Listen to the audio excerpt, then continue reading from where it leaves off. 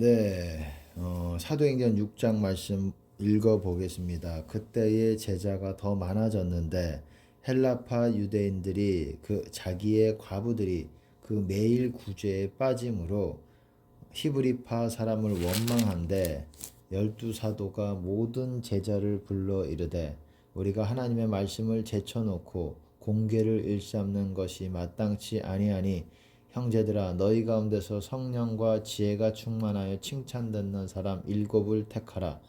우리가 이 일을 저희에게 맡기고 우리는 기도하는 것과 말씀 전하는 것을 전무하리라 하니 온 무리가 이 말을 기뻐하여 믿음과 성령이 충만한 사람 스데반과 또 빌립과 브로고로와 나가노르와 디몬과 바메바와 유대교에 입교한 안디옥 사람 니골라를 택하여 사도들 앞에 세우니 사도들이 기도하고 그들에게 안수하니라.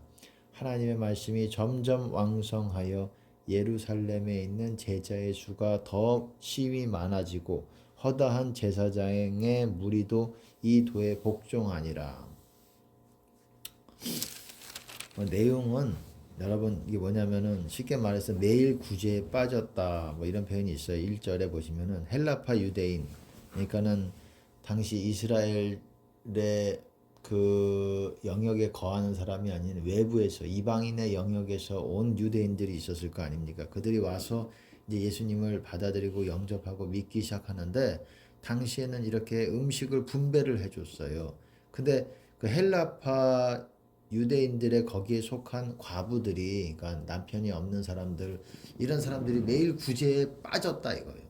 음식을 나눠줘야 되는데 걔네들은 쏙 빼고 어떻게 하다 보니까 일부러 그런 것 같진 않아요. 여기 보면은. 근데 모르고 매일 그렇게 음식을 당시에는 나눠주고 그렇게 재산들을 다 상당 부분의 재산들을 교회에 주고 같이 공동 생활을 하기도 하고 기도 생활하고 또 집이 있는 사람은 있게 해도 좋지만 또 아닌 사람들은 또 같이 이제 단체 생활을 하기도 하고 뭐 그랬을 것입니다. 근데 그렇기 때문에 음식을 매일 분배를 해주는데 이방인에서 온 과부들이 음식을 제대로 나눠 받지를 못하는 거예요. 그래서 불만이 생겨가지고 원망을 했어요. 히브리파 사람들을 원망했어요. 히브리파 그 유대인들을. 당시에는 헬라파 유대인들 그리고 히브리파 유대인들 두 종류가 있었을 거 아닙니까? 왜 우리들은 음식을 나눠주는데 자꾸 빼먹냐? 우리도 그렇게 했었겠죠. 구체적으로 나오지 않지만 열두 사도가 그전에는 이제 음식 분배하고 막 이런 것들을 막 당시에 어떤 관리라든지 이런 거에 어떤 나눠주는 거 그렇게 구제하는 거 이렇게 사도들이 참가를 해서 본인이 이렇게 그것들에 대해서 관여를 해서 다 이렇게 해주는데 그러다 보니까 하나님의 말씀은 저기에다 놔두고 그거를 열심히 하지 못하고 공궤를 일삼는 것이 마땅치 아니하니 사도들이 그렇게 말합니다. 우리가 하나님의 말씀을 제쳐놓고 공궤를 일삼는 것이 마땅치 아니하니 공궤라는 거는 그렇게 공적으로 이렇게 나눠주는 그런 것들을 일삼고 구제도 마땅히 해야 되지만 우리가 하나님의 말씀을 가장 중요한 거 그러니까 쉽게 말해서 당시에는 이 사람들이 목회자고 이 사람들이 리더들이 아니었겠습니까? 당시 교회의 주도적인 어떤 결정들을 성령님과 더불어 성령께 받아서 하는 사람들이고 당시에 설교자고 목회자고 감독자들이고 이런 역할을 하는 사람들인데 가장 중요한 하나님의 말씀을 제쳐놓고 이렇게 구제하고 공개하고 이렇게 나눠주고 이런 거에 몸이 바쁜 것이 합당하냐? 물론 이것이 좋은 일이지만 그렇지 않기 때문에 우리가 성령과 지혜 충만한 사람 7을 택해서 그들이 7집사예요. 그래서 처음에 7집사가 이렇게 나온 것입니다. 어, 7을 택해가지고 이 일을 저들에게 맡기라 그랬어요. 그러면 그들은 뭐냐? 당시의 설교자, 목회자, 당시의 교회 리더들은 뭐 하느냐? 기도하는 것과 말씀 전하는 것을 전무하리라. 우리는 기도하는 것과 말씀 전하는 것에 전무하리라. 이 많은 사람들이 또 그렇게 생각합니다. 몸으로 이렇게 바빠야 뭔가 내가 하나님 신앙을 위해서 뭔가 하는 것 같지만 아니에요. 자기에게 맡은 사명에 맞게 다른 사람들을 섬기더라도 그 은혜로 자기에게 맡겨진 그 은혜로 섬기는 거예요. 예를 들어서 은사가 맡겨진 사람들은 은사로서 섬기면 되는 것이고 말씀이 맡겨진 사람은 말씀으로 섬기는 것이면 되는 것이고 또 다른 하나님께서 맡겨주신 어떤 뭐 성경에 여러 가지 은사들이 나오지요. 그런 뭐 다스리는 은사도 있고 뭐 구제하는 은사도 있고 뭐 여러 가지 그런 것도 하나님께서 은사라고 또 말씀하셨어요. 모든 사람이 구제하고 이런 것이 합당치 않다라는 거예요. 그게 합당한 사람들이 그것들을 하면 되는 것이고 각자의 맡은 사명대로 다른 사람들을 섬기면 되는 것입니다. 그러니까 기도하는 것과 말씀 전하는 것을 전무하리라. 목회자들이 지금 목회자들도 그런 것이에요. 몸으로 꼭 바쁜 것이 뭐 지금도 신방 열심히 다니느라 막 말씀 못 보고 막 이럴 수도 있어요. 신방도 필요하고 필요한 부분이 있지만 지혜롭게 그것들에 대해서 말씀과 기도하는 것이 막히지 않도록 그것들을 조율하는 지혜도 필요한 것이에요. 특별히 하나님께서 우리 교회는 그런 하나님의 사명을 특별하게 주신 분들이 있습니다. 그래서 그런 분들이 있기 때문에 다른 일로 바쁘고 뭔가 이런 일로 바쁜 것에 우리가 그런 것들을 잘 이게 하지 말도록 해야 돼요. 그럼 뭐에 바빠야 되냐 말씀드렸듯이 기도하는 것과 말씀 전하는 것을 전무한다. 여러분 디모데 전서에서도 4장에서도 여러분 기도와 말씀으로 거룩해진다라고 그랬어요. 뭐 거기에 대해서 문맥적으로 보면은 그 음식에 대한 말이에요. 하지만 음식만을 말하는 것이 아니라 우리가 거룩해지면 우리가 먹는 음식도 다 거룩해진다라는 뭐 여기서 자세하게 말씀은 안 드리겠지만 디모데전서 4장에 보시면 음식에 대한 얘기예요.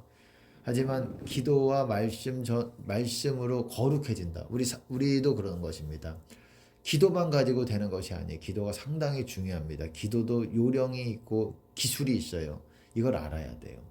그냥 마구 많은 사람들이 그냥 시간을 보내고 하는데 그것도 합당치 않습니다. 제가 보면서 기도는 진짜 기술이 있다.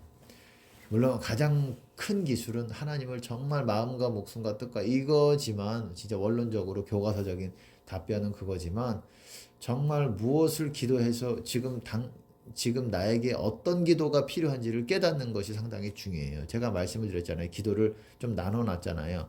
용서, 회개, 그리고 방언 기도, 부르짖는 기도, 축사 기도, 5가지, 6가지죠.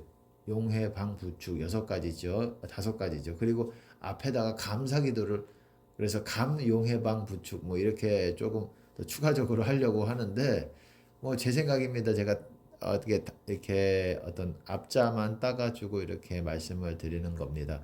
감사가 이렇게 중요하다는 것을 다시 한번 또 이렇게 또 새롭게 하나님께서 조명해 주시는 것을 요즘 느낄 수가 있어요.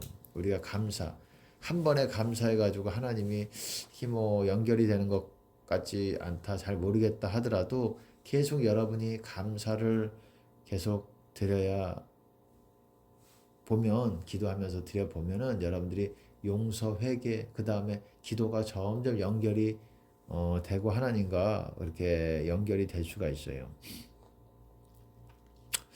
그래서 감사를 우리에게 부르신 이유가 감사와 예배자로 하나님께서 부르셨다라고 제가 말씀을 드렸잖아요. 근본적으로 하나님께 우리를 부르신 이유가 그것입니다. 우리의 사명도 있겠지만 예배자로 부르신 거예요. 그리고 어떻습니까? 물로 씻어 말씀으로 깨끗하게 하사 거룩하게 하시고 여기서 물이라는 거는 여러분 성령을 말하는 거예요. 서신서에서 보통 보면은 예수님도 물과 성령으로 거듭나지 않으면 거기서 물은 바로 성령을 말하는 거예요. 여러분 예수님은 말씀하시는 방법이 사람들이 약간 다른 부분이 있어요. 사람들은 뭐와 뭐를 얘기하면 서로 다른 거를 얘기하잖아요. 예를 들어서 불과 성령으로 얘기하면 불이 다르고 성령으로 다르다고 생각할 수 있는데 예수님은 불과 성령이면 불이랑 성령이랑 같은 것을 그렇게 나열해서 말씀하시기도 합니다. 그러니까 물과 성령도 마찬가지예요. 성령을 물이라고 또 성경에서는 상당 부분 그렇게 표현을 하고 있어요. 물은 너희를 구원하는 편이 곧 세례라. 육체의 더러운 것을 제함이 아니요 하나님을 향한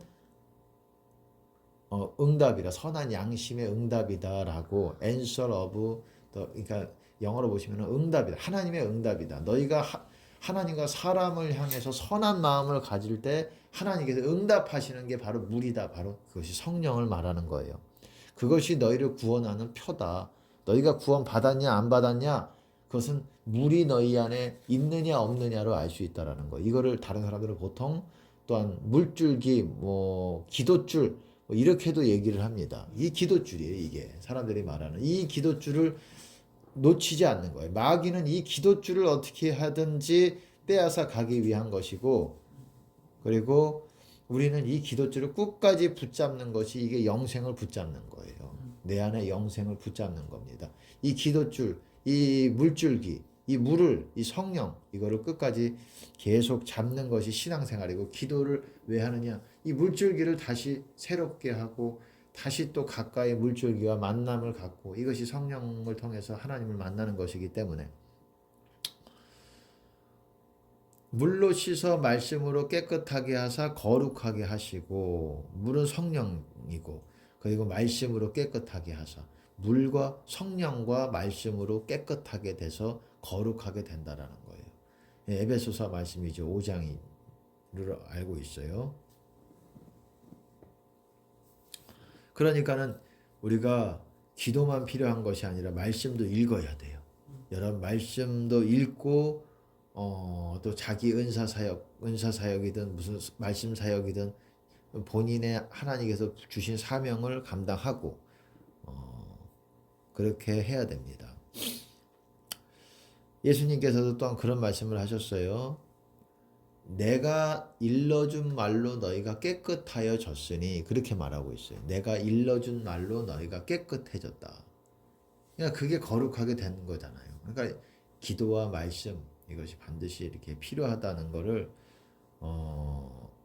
아시고, 또 12사도들은 당시의 목회자로서 기도하고 말씀에 다른 거에 시간을 보내지 않았다라는 거예요. 내가 거룩하게 되고 주님과 거룩하게 돼야 주님과 만남을 가질 수 있기 때문에 이렇게 기도와 말씀하는 것, 이런 것들을 목회자뿐만 아니라 다 이제 이런 것들을 시간을 가져야 돼요. 구제하는 사람도 기도와 말씀을 꼭 집에서 그 분량을 채워야 되는 것입니다. 목회자들은 그 분량이 더 많겠지요. 다른 것보다. 그러니까는 여기 계신 분들뿐만 아니라 유튜브로 보시는 분들도 기도의 분량, 말씀의 분량을 합당하게 정해놓고, 이것이 또한 우리가 개인적으로 있을 때 하나님을 섬기는 일이에요. 여러분 하나님의 음성을 듣고 우리가 순종하면서 섬길 수도 있겠지만, 개인적으로 골방에서, 기도의 골방, 말씀을 듣는, 말씀 보는 골방에서 하나님을 섬기는 거, 혼자서.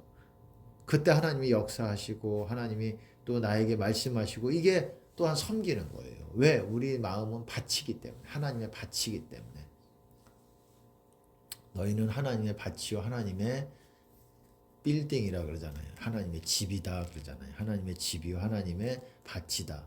하나님의 밭이기 때문에 하나님은 그곳에 하나님의 말씀을 심어서 열매를 맺을 그 밭을 원하시는 거예요. 그런 좋은 땅을 원하시는 거예요. 그래서 우리가 마음을 잘 하나님 보시기에 선하게, 사람들 보기에 선하게 이렇게 써서 말씀을 자라나게 해서 열매를 많이 맺어서 하나님께 영광을 드리는 밭의 역할을 하는 거예요. 우리는 그릇이기도 하고 하나님이 거하시는 집이기도 하고 그러시는 겁니다. 그래서 열매를 많이 맺으면 그만큼 성령께서 우리를 거하시는 수준이 더 풍성하게 성령님을 경험하고 하나님을 경험할 수가 있고, 하나님께 가장 중요한 건 영광을 드릴 수 있다라는 것입니다. 그러니까는 기도 분량과 말씀 이렇게 읽고 그런 분량을 꼭 스스로 하루에 일과 가운데 넣으시고, 그걸로 또한 하나님을 섬기는 가장 첫 번째 여러분들이 섬겨야 되는 부분이에요.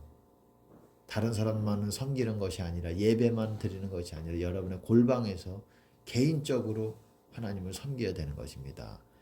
주님께 영광을 드립니다.